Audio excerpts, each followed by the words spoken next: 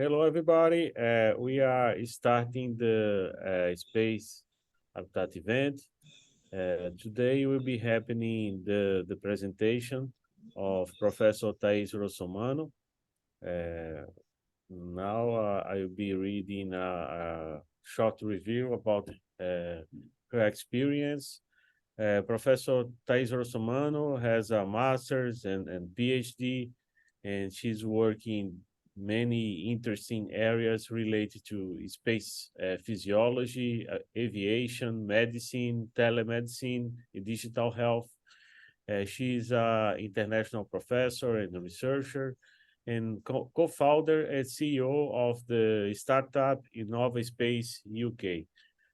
Thais, you are very welcome to start your presentation. Thanks so much for to accept to take part of Space Habitat event. This is our 4th edition, and I hope we have next editions in the future. You are very welcome to start your presentation. Okay, thanks so much. Thank you very much, Julio. Thank you for the invitation. Very happy to be here with all of you. Well, here virtually, but in any case. So when you talk about Mars and the main question is, when are we going to Mars? Now, and I always say, we are on Mars. We have rovers there, landers there, so we are on Mars. The problem relies on my area of, of study, the area that I dedicate my life, as I am a medical doctor, so I shift my clinical, let's say, or terrestrial medicine to space medicine and physiology.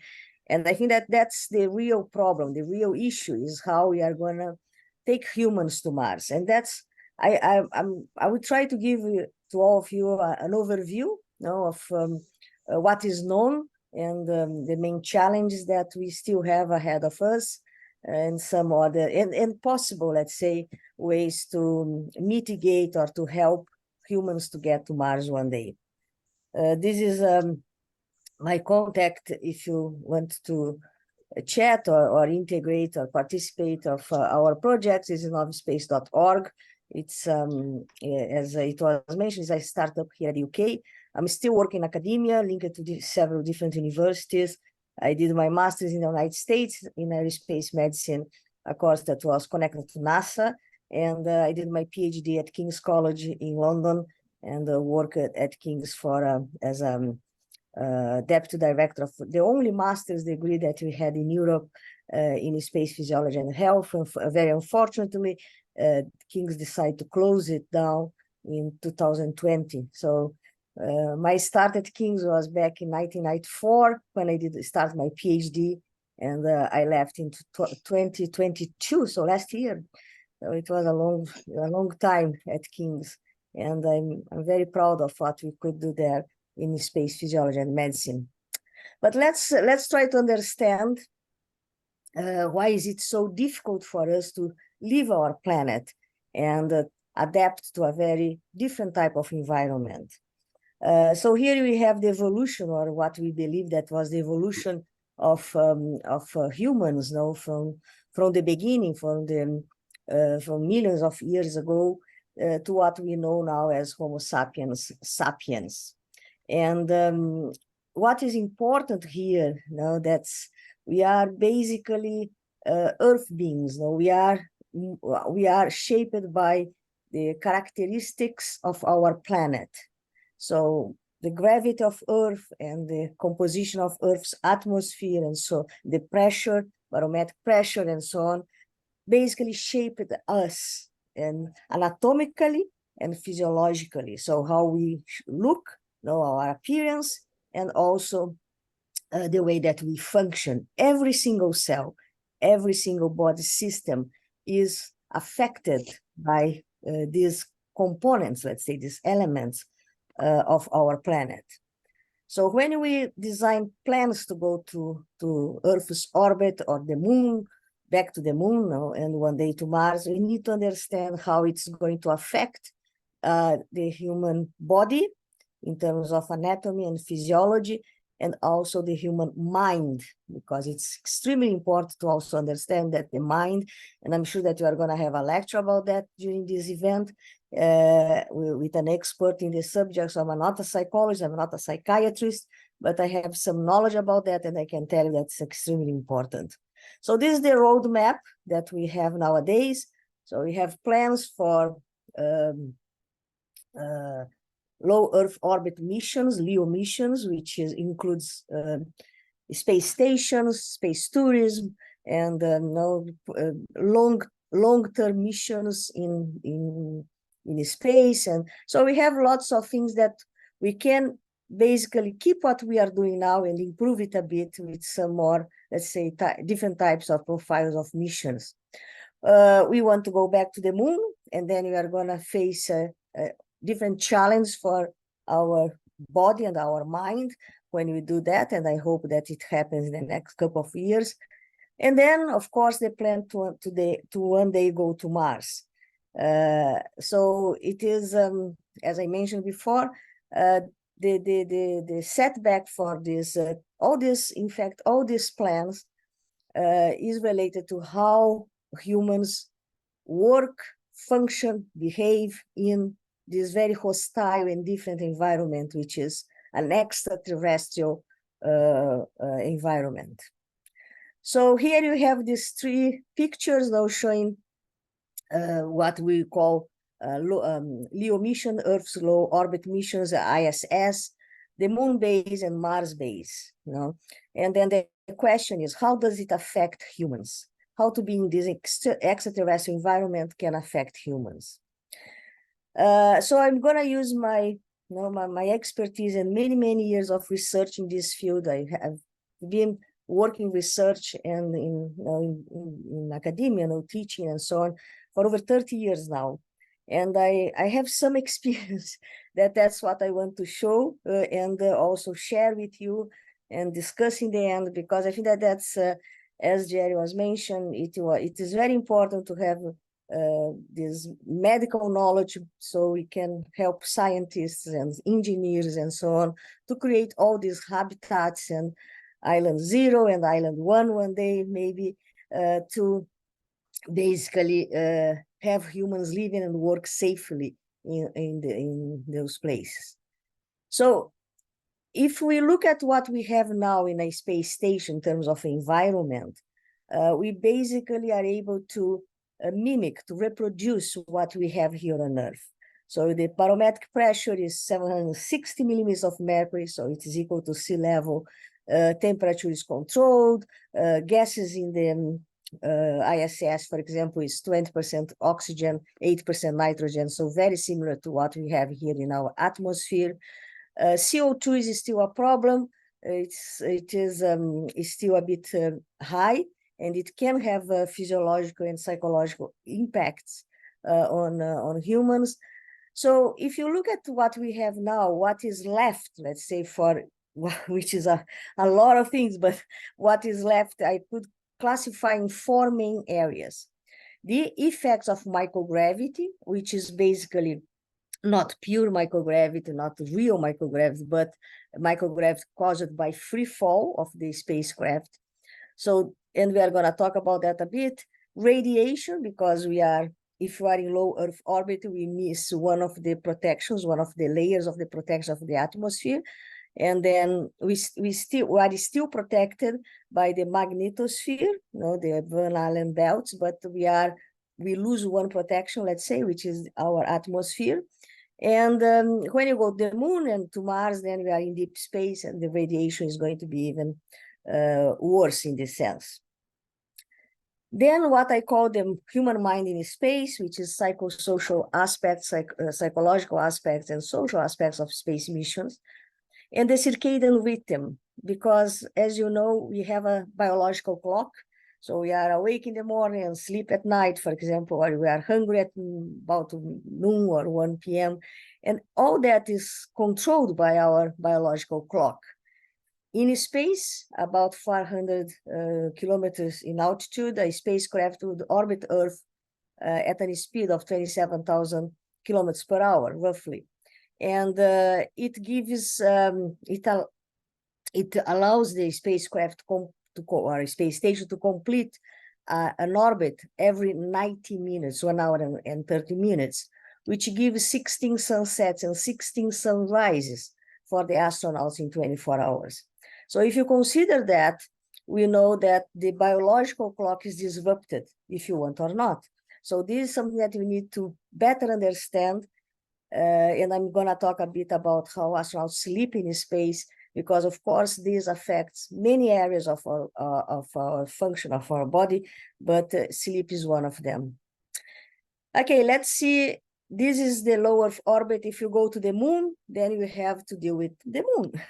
So we need to deal with the lack of atmosphere, no protection, no water, no protection against radiation or meteorites, and lots of moon dust, which is not good for the equipment, or rovers or cars or spacecrafts, but also not good for the lungs and the health of astronauts. So we need to be very careful with moon dust. Hypogravity, so we know that moon, of course, has gravity. No, it's not like to be in a space station. There is gravity there, but it is hypogravity because it is below the gravity that you experience here on Earth. So you have microgravity, you have hypogravity, below Earth's gravitational force. And if you are above that, we call hypergravity. What is good in terms of medicine, and for other reasons as well, but especially in medicine, is that the moon is about 380,000 kilometers from Earth, and it varies a bit, but let's say that's more or less what it's the mean of this distance. And so the telecommunication at the speed of light can happen basically in real time, maybe 1-2 seconds of delay, which for a medical emergency and guidance from Earth, from doctors here on Earth to astronauts on the moon, it is very good, because 1 to 2 second delay is nothing. But if you go to Mars, then you are going to have a distance between 55 to 400 million kilometers, and then it will jeopardize this type of communication. So telehealth, telemedicine is not going to be the best tool to apply to a mission to Mars, because you are going to have delays that can vary from 3 minutes each way to 22, 24 minutes each way, which is like, oh, I'm suffering here, Julio, what can I do? And then 24 minutes later say, what is happening to you? So, and I don't reply anymore because I'm dead. So it is 20 minutes is too long, especially in an emergency. So you have a very low barometric pressure on Mars. We have some, the atmosphere is very thin, and very unfortunately, it's made of 96% of CO2, it's a toxic gas for humans. Temperature is low, and we still have gravity there, or I mean, we have gravity there as we have on the moon. Is hypogravity again. The moon is a bit lower, is 6 times less, and on Mars is 3 times less. So if you are 60 kilos on Earth, you're going to be about 10 kilos on the moon and about 20 kilos on Mars. And then we have to add to this Mars, let's say, medical issues or challenge, not just when you are there, but the way, the time that you take to get there. And it's completely different from the moon. The moon, you can get to the moon in 3 days. To Mars, you are going to take 6 months or 9 months, depending on the literature, it changes a bit. But basically, you are going to be in microgravity for all this period, and you are going to be exposed to radiation. And again, all that I mentioned, like psychosocial issues as well. During this trip to Mars, it's a long trip to get their health, and you need to get there in a health state that allow you to explore the planet safely. And then you have to stay on Mars for about 6 months. Then you can have to be able to come back to Earth. So it's a long mission to a planet that is very, very, very far away.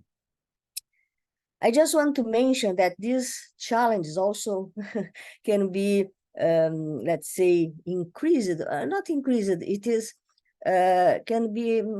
Yeah, I would say increased, in fact, with the advent of space tourism. So if you are in low Earth orbit, it's not just the ISS or the Chinese space station or no long and shorter missions that you need to be concerned about, But also nowadays, with the advent of space tourism, we are going to send into space people that are less fit, in terms of the physically, or even in terms of aerobic fitness, and maybe sick people that have some chronic disease and are taking chronic medication, people that are old. We had a person that was 90 years old that just traveled to Earth's orbit. So we know that people that have the money to pay to go, or is famous enough to be invited to go, will go. And this could be a very important challenge for doctors. Here you have a picture of Stephen Hawking, someone that had a chronic disease, which he couldn't, let's say, move by himself or talk by himself. And although he had all these issues, he was in a parabolic flight, experienced microgravity. I'm not saying that I'm against it. I'm just saying that it brings us a different scenario that doctors must be prepared to deal with. I've been in 2 parabolic flights of the ESA, the European Space Agency campaigns, and I had to do lots of medical tests before I was approved to fly. Of course, I was fitter than Stephen Hawking for sure, but in any case, it gives the idea of what is going to happen in the next years. And you also need to, when you talk about medical issues, you need to be concerned with 2 things, and that's what I tell my students all the time, because people want to simulate microgravity or hypogravity here on Earth, and you need to understand that we have to check, or we have to evaluate men and women, because that's very much needed now. We have about 620 astronauts roughly, and 12% are women. So it is, we know whatever I'm going to present here to you about human physiology in space and so on is based on male human physiology. So female human physiology is tiny nowadays. So we need to have studies looking at both genders here on Earth in simulations and in space. And when people come to me and say, oh, what happens to someone in microgravity, let's say, my first question, my first answer is a question. So how long is this microgravity exposure? Is a short-term microgravity exposure, a long-term microgravity exposure? Because as you can see in this chart here, body systems respond differently in terms of intensity and time scale. So let's just take an example here, the neurovestibular system that gives us our orientation, for example.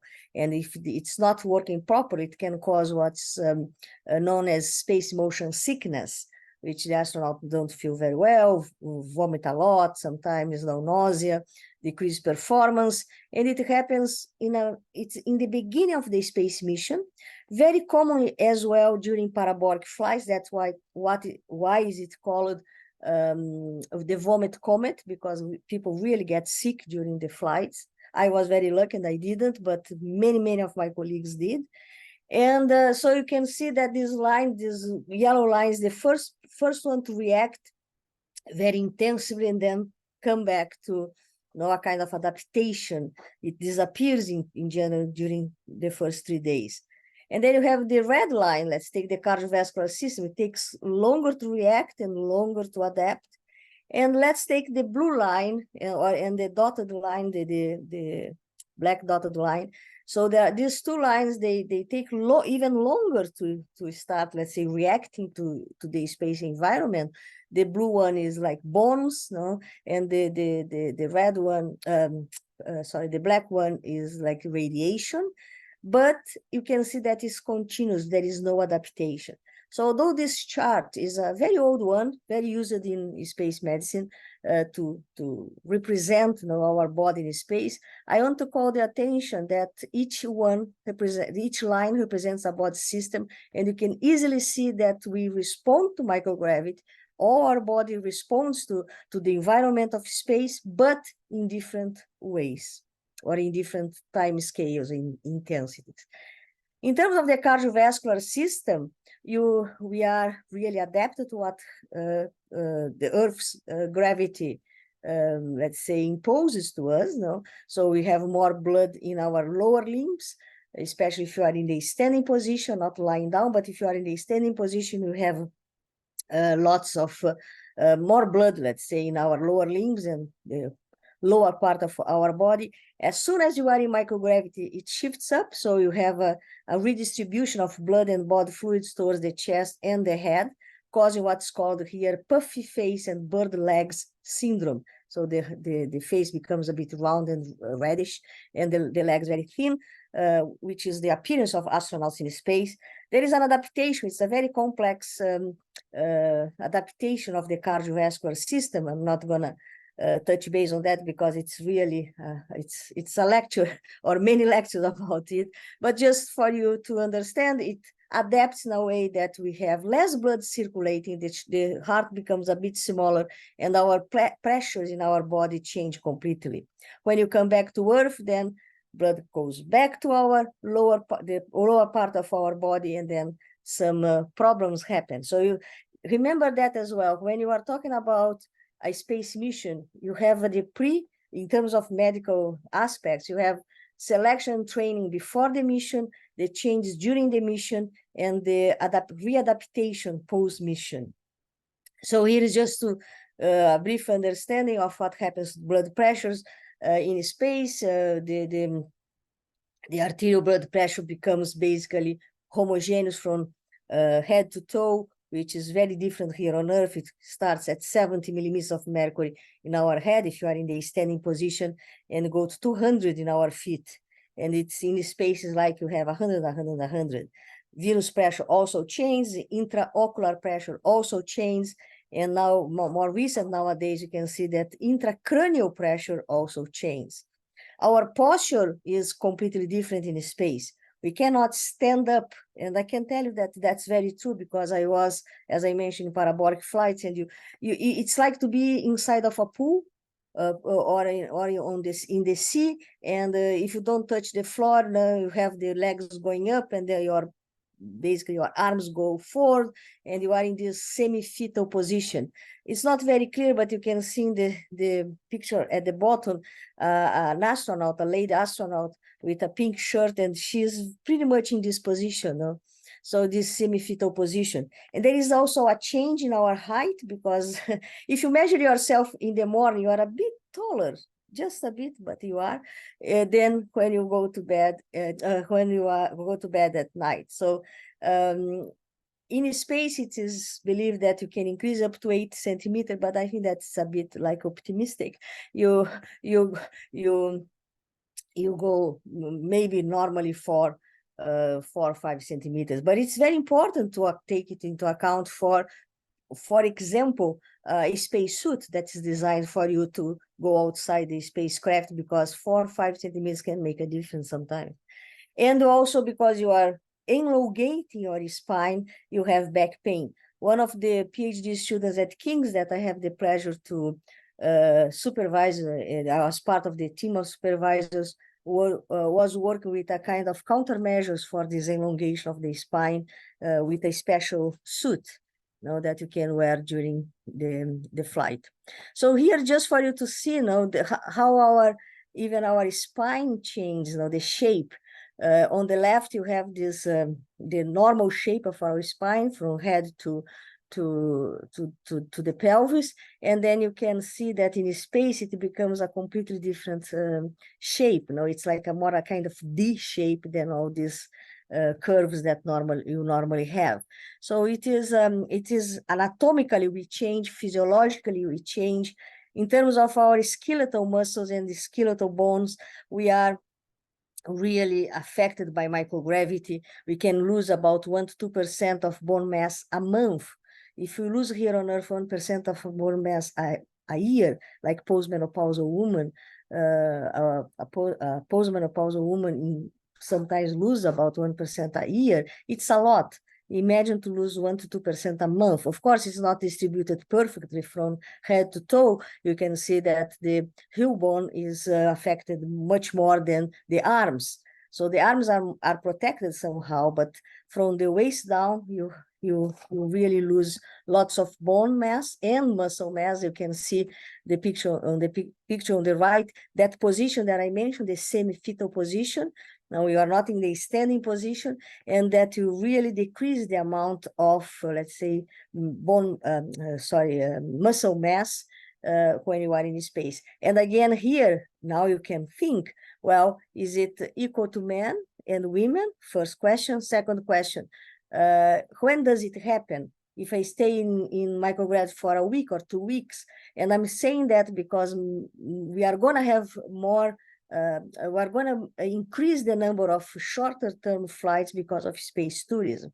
So is it a concern if I'm there for a week or 2 weeks? Well, it is. If you are gonna suffer a bit of bone and muscle loss if you are in space for 1 or 2 weeks. But of course, if you are in space for 4 months, 6 months, a year, then it is much more pronounced. And one way to try to overcome some of these change, the cardiopulmonary change, aerobic fitness, bone and muscle loss, is to exercise. And it might be included, of course, in hotels in space for space tourists, because they have to exercise. As I said, even if you stay in space for 5 days, 1 week, your muscles and bones will start suffering. So it's better if you protect them, exercising with special, let's say, designed and adapted types of cycloergometers or treadmills, and this very good new device, quite not very new, but in any case, new in comparison to the others, which is the ARED, Advanced Resistive Exercise Device, that really protects your bones and muscles more than the others that are more used for the cardiopulmonary system.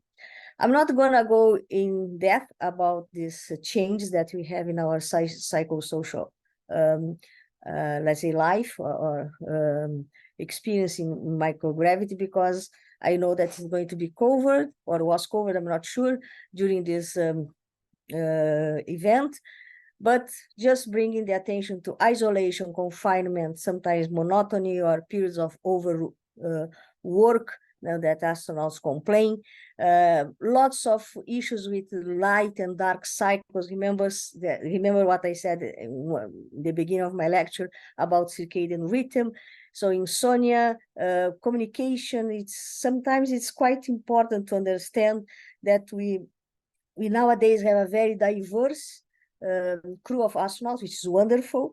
So, but we have people from different backgrounds and culture and religion, language. And in the beginning, we had a more, let's say, a much more standardized type of astronauts. They were in general male astronauts, young and from the military, for example, from one country, one culture, one language. So it is nowadays, it is much more mixed, which brings some aspects that we need to better understand and deal with, especially in a stressful environment, in an emergency situation where you become even more stressed. As we have countermeasures for the body, you have countermeasures for the mind nowadays. So you can have this moment of privacy in the cupola, which is designed by ESA to observe the Earth and take pictures. You can talk to a relative or a friend. So you have this moment for you, read a book, whatever you want to do. You can play music, or play games, and it can be with, again, by yourself, or you can have someone from the crew itself, that could be there with you playing your games or your music, or you can do that with someone here on Earth nowadays. So which is, this has improved a lot the mood of astronauts, especially in certain celebrations like anniversaries, wedding anniversaries, or birthdays, or Christmas, or whatever. And they are also using the moment of, let's say, where they have a meal, lunch or dinner, to really congregate and have a more social moment during the mission. I just brought this article here because it is not a recent one, it's from 2012, but I believe that is going to become even more important nowadays, because India is going to be the fourth country capable of sending humans into space, the Russomano that should be sent, I don't know, maybe in next year or so, for people. And as yoga started in India many years ago, I believe that these techniques, mindfulness, meditation, yoga, will be also more popular in space missions, maybe with space tourists as well, to counteract some effects, emotional effects of space flight. And I also would like to call the attention that it's not just the microgravity or the gases that you are breathing in a spacecraft, a space station, that can affect you, for example, but also the way that you live in the spacecraft. The health and well-being of the astronauts also depend on the way that you are, let's say, sleeping or showering or eating and so on. So here you have an example of people sleeping, and you can see that lights are on, there is noise all the time, no privacy sometimes, you are floating, a very different position that you have, that you are used here on Earth since you are a baby. So this has shown that astronauts in space, they sleep less than they should.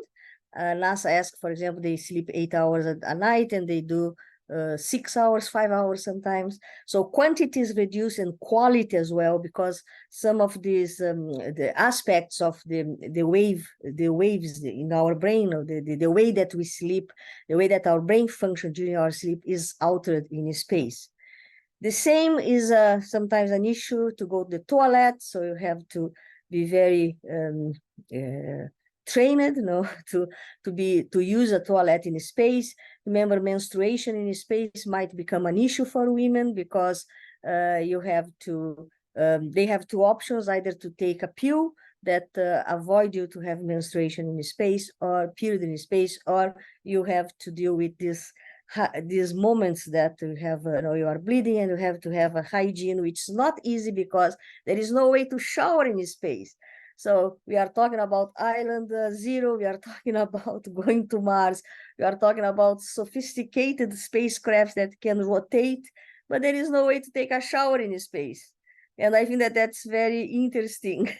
So I'm sure that it affects the well-being of astronauts. They use these, how do I say, towels with some liquids that can kill germs and give a better smell of for their bodies. But it's not, if you are, it's not good if you are traveling for 6 months a year, just not having the possibility of having a shower. One area that is extremely important for the trip to a trip to Mars, or to stay on the moon, on a moon base, or even for tourists and so on, is diet. Diet has improved a lot from the first flights. That it wasn't like the first picture up there. It is like it was like a toothpaste. Though the food was not good, not very tasty. Nowadays you can have a very nice meal. You can have fruits, you can have juices, you can have set of let's say dishes that you can even discuss with the space nutritionist for the mission and so on. So remember that it was a huge jump, because after, imagine eating for 6 months just this kind of toothpaste food. It wouldn't be good. And food is also used as a countermeasure. So it's just not to keep you healthy, but also to counteract some aspects related to space flight. For example, the lack of calcium, or the lack of protein. So things that you need to be on top, you need to know what is happening in your body. So this is very important. Diet is very important. But everything that I said till now is what is called space adaptation syndrome. So you are adapting to this new environment. Could be the moon, could be Mars, could be Earth's orbit. But, and very unfortunately, on top of that, you can also get sick. And then you can have a respiratory issue, you can have an injury, you can have a trauma, you can have a digestive problem, you can have a cardiovascular problem.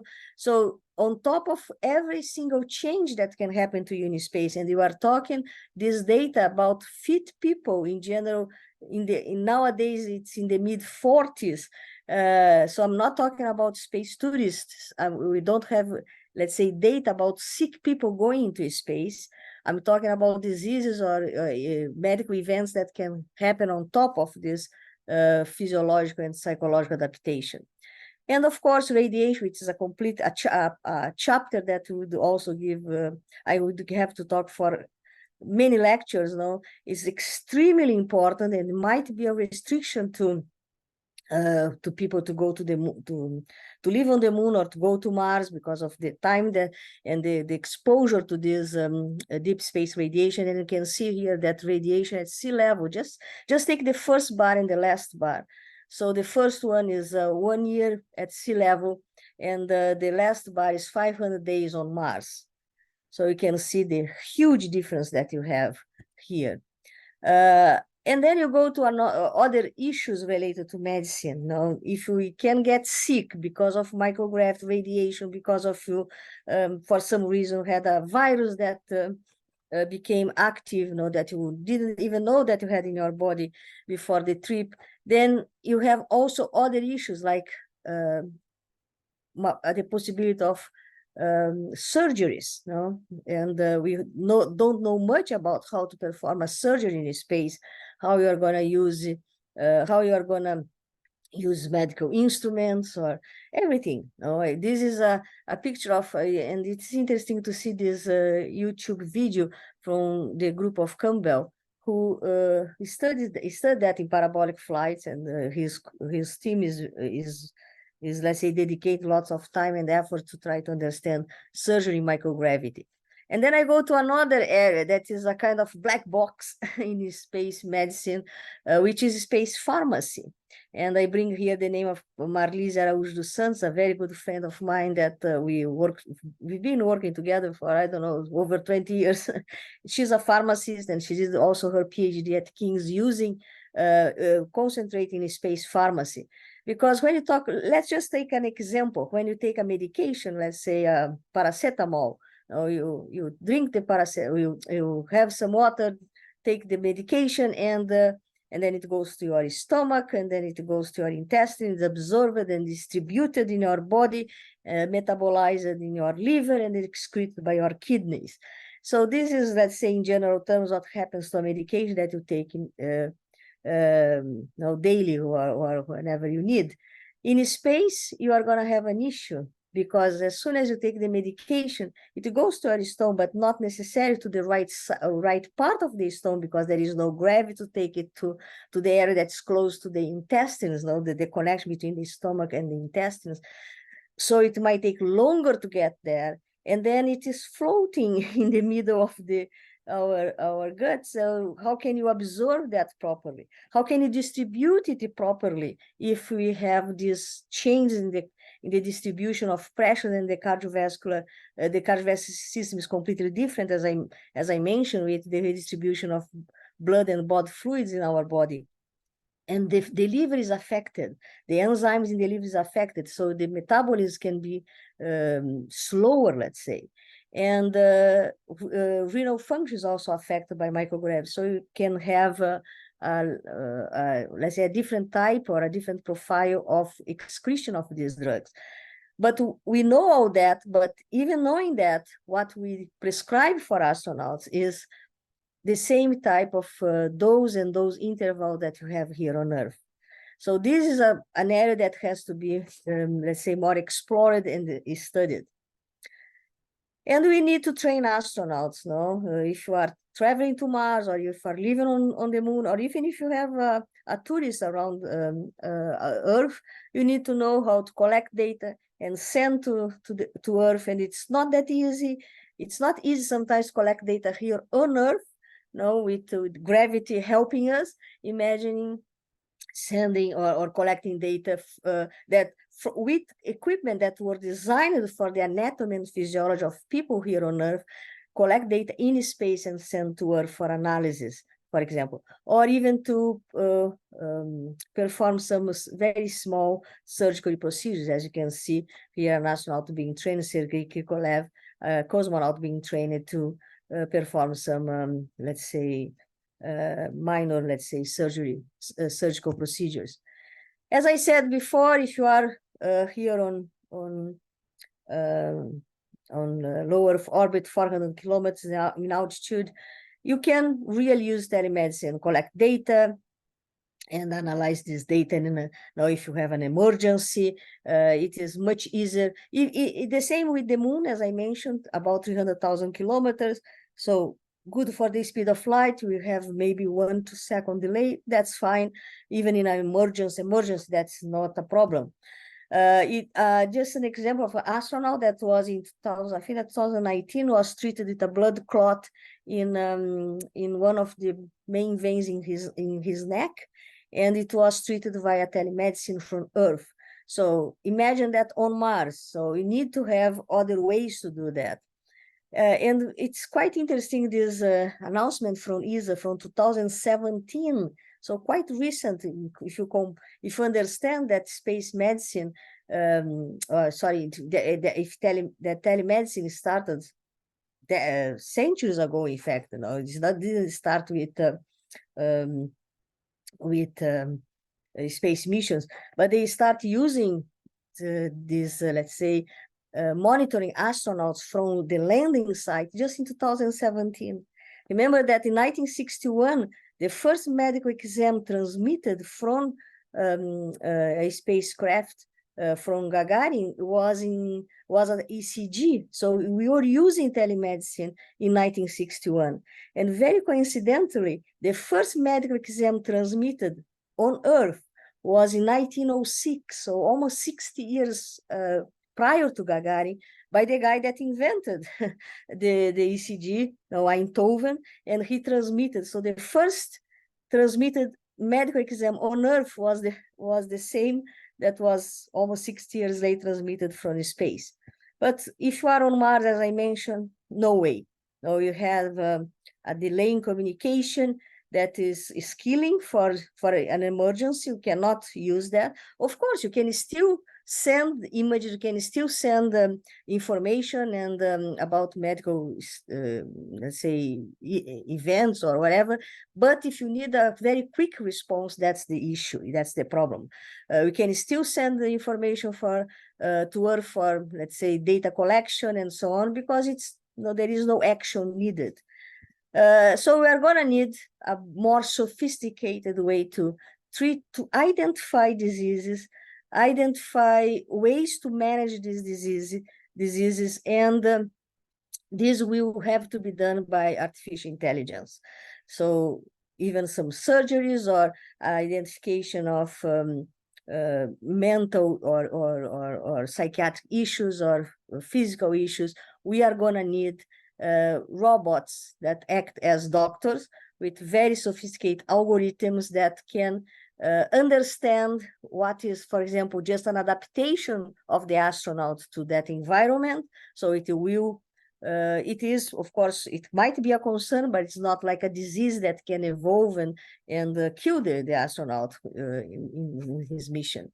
So digital technology, virtual reality, augmented reality, AI, and so on will be very important. I'm conducting some studies now connecting hypogravity, so how you walk and run on Mars and on the moon, simulated here on Earth with immersive virtual reality. So this combination is very important. Space agents, of course, are doing that with, for example, immersive exercise training, using virtual reality or holograms, augmented reality. So the same picture that I showed you about the group of Campbell doing, performing surgeries in microgravity, testing techniques and so on, it can be helped by augmented reality, for example, if to speed up the learning process and optimize the techniques. Very recently, holographic teleportation of a doctor was sent to the International Space Station, and I think that that's a very good way to create a more, let's say, it's a kind of reality show. No, you have the doctor in front of you. It's a hologram, but in any case, it can help with some psychological aspects of medical appointments and how to deal with medical issues. So I'm finalizing now with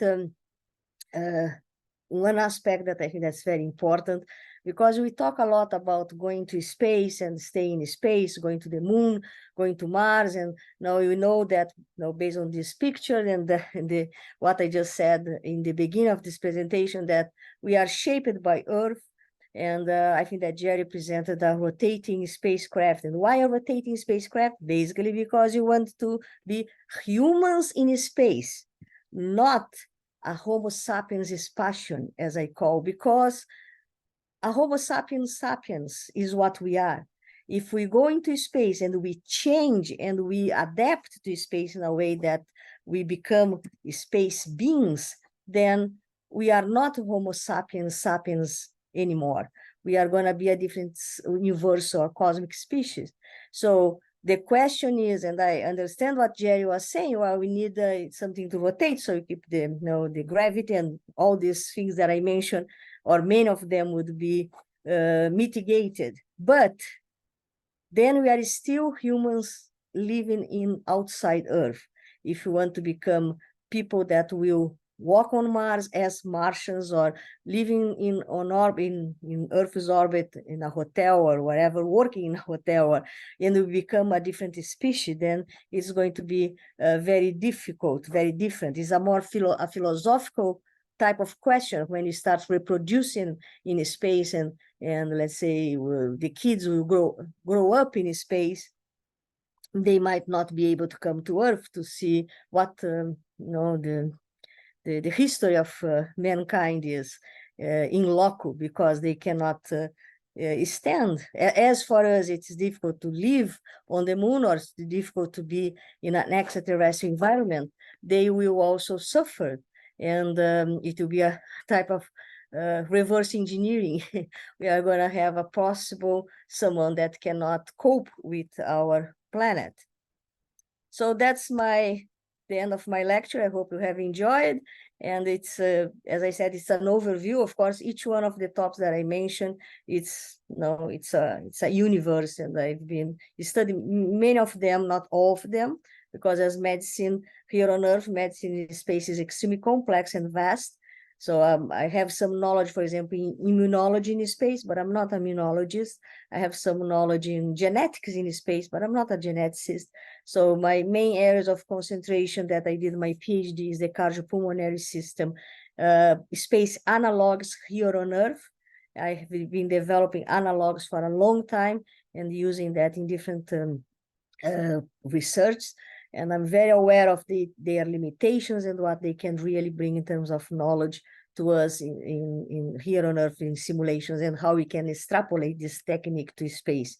We are conducting studies in Brazil, in Romania, here in the UK, and other countries. And that's one of the goals of Nova Space, is to make very popular space medicine, more popular, because other areas of space exploration they are more popular than space medicine. So thank you very much. And if I don't know if you have time for questions, I'm available if you have. Yes, Thais, thanks so much for your wonderful presentation. Amazing. It's very complete and very important guidelines for space exploration. Yes, we still available like 5 minutes, around 5 minutes for questions to you. I believe Mario maybe has a question, or Jerry Stone, Professor Mariana, Uzma, Carla, and Aaron. You are welcome. Okay, Mario. Thank you for your amazing presentation, Prof. Thais, as always. My question is, what change do you think humans living in space for several generations will experience from an anatomical and point of view, and also from phenotypically? Do you think there will be different subspecies of humans based on different environments, and that this could somehow affect the relationship between this different human populations. Yeah, no, for sure. I believe that we are pretty much affected by our environment. If you look at the color of our skin or the size of our body, how you adapt, for example, to heat stress or heat exposure, even. No? If you come from a very cold country and go to a desert, you are going to suffer much more than someone that is living in a desert, someone that lives in the top of a mountain, like in South America, in the Andes. No? You are going to be much more adapted. So we know that the environment has a huge impact on our well-being and health and the shape of our body and so on. So for sure, if you have generations and generations, I don't know how many we need or we will need to, maybe could be two or three, maybe could no, we need more than that. We will see a very different type of being. No? We are gonna have based on what we can see in microgravity now, I think that we already know that our lower limbs, for example, will be smaller or thinner, and our upper body will be bigger and our face more rounded. So we know that, for example, as I mentioned, that the bones and muscles in our lower limbs will be more affected, and the upper limbs less affected or sometimes not even affected. I had the opportunity to see a presentation of Tom Peake here in England, and he was saying, Tim Peake, and he was saying that even his abdomen, the muscles he had a different shape of his abdomen. So it will change for sure, anatomically, physiologically, and that's, as I said in the end of my presentation, it's a philosophical decision. Do you want to be humans in space, or humans as you know, Homo sapiens sapiens in space, or do you want it to take nature or the environment to take over and shape us in a different way, and then we become a different species? I don't know if we have the the possibility of really choose. Maybe in the beginning, as Jerry was presenting, we need to have gravity, or you need to have some protection, and maybe to this adaptation or this change in our species will take some time, and we need this, let's say, maybe we need this transition period. But it is just speculation. There is no way to have data about that. Thank you.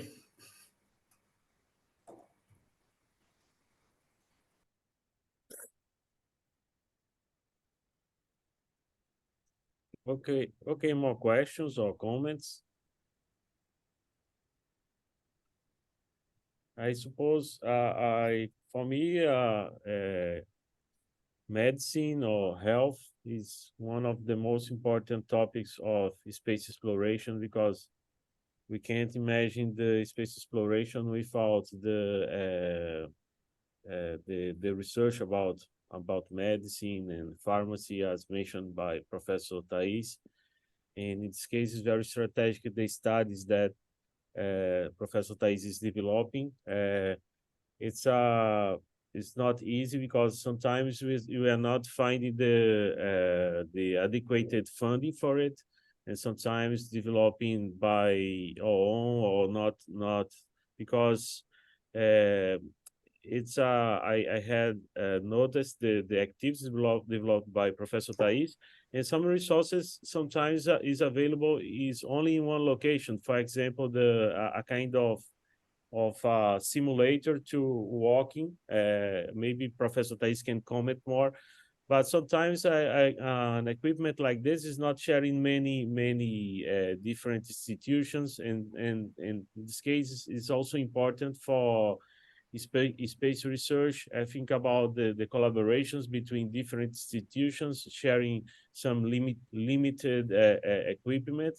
And I'd like to know more about, if possible, Professor Thais comment about. Yeah, I have a couple of I have let's say an experience, a couple of ways to somehow, mimic or simulate the decrease in weight, that the apparent weight that you have on Mars or on the Moon. You can have a body suspension device, and I built one for different types of experiments, not just walking and running on a treadmill, but also to study the cardiopulmonary resuscitation in space. So this body suspension device can, using, of course, counterweights, decrease your weight, and not in reality, but mimicking or simulating the decrease in your weight. So this is one way to do it. We also built once lower body positive pressure box, which means that you are on top of a treadmill and you have this box around your body or your just above your hips, and then you increase the pressure there and you lift a bit, so the biomechanics of your walking, let's say, change, or running, walking, and that's what I've done. I built that because with, of course, a group of engineers. I'm a doctor, as I mentioned, but the importance of building and not buying, building the equipment, is that you can customize it more for space research or the protocols that you want to develop. And you also understand how the limitations of the machine, whatever you are building, or the body suspension device and so on, the risks, the limitations, what you can really extract from that when you are using it. There is a commercial one called Alter G, which is very expensive, and we are using that in a study in one of the universities that I'm connected to, the Faculty of Medicine of the University of Lisbon. There is a center that we established there called Center for Aerospace Medicine Studies, and we have Alter G, and we are simulating Mars and Moon gravitational force, and doing many evaluations of the how you walk, how you run, and also the several physiological variables, cardiopulmonary variables, motion sickness variables, and also using virtual reality for immersion, environmental immersion during these experiments. So you have these possibilities, but it's interesting to understand what it really gives you in terms of data. I'm very critical about that. I was much more, let's say, in favor of these simulations when I started my career. Now I'm more critical about that. Not that they are bad, or that they cannot give you some good data, but you need to understand what you are getting, and so you can then extrapolate the space. And once we built as well a vertical treadmill. So you have the treadmill, instead of being on top of, let's say, a surface or the floor, it is perpendicular to the floor. So it's a vertical treadmill. And then you suspend the person, and the person walks using the vertical treadmill, which is a technique to use the walking, either with a vertical treadmill or using a suspension device. It is being used before, of course, by NASA and other space agents, when the Apollo project was more, let's say, vivid in the in the 1960s and 70s. We had this is around, let's say, structure, and then you run parallel to the floor, so trying to decrease the impact of gravity, the Earth's gravity in your body. So there are ways to do it. They are not cheap, and they are not easy to build, but they are feasible. If there is some money, of course, you can do that. As I said, I am establishing via Nova Space research centers in different parts of the world, Asia. I'm starting now work with Africa, and of course here Europe and South America, Central America even, about space medicine. And they not just lectures and webinars and course, but also how to establish the first steps, let's say, to establish a research center or lab in space medicine. So I'll be very glad, Julio, to work with you to have something for Habitat Marte. that could be feasible to build and cheap enough so we can conduct some research, physiological research using Mars, let's say, simulation, more than the moon, I believe, because it's habitat Mars. So more Mars type of simulation. Or you can join some of our projects in these very different places. We are also working here at the University of Brighton here in England. We are starting a center or a course in a university in Serbia. So we are really spreading out the idea in the and I'm completely open to do that in other places and with lectures, courses, and space labs. Okay, thanks so much. I'm concluding the recording.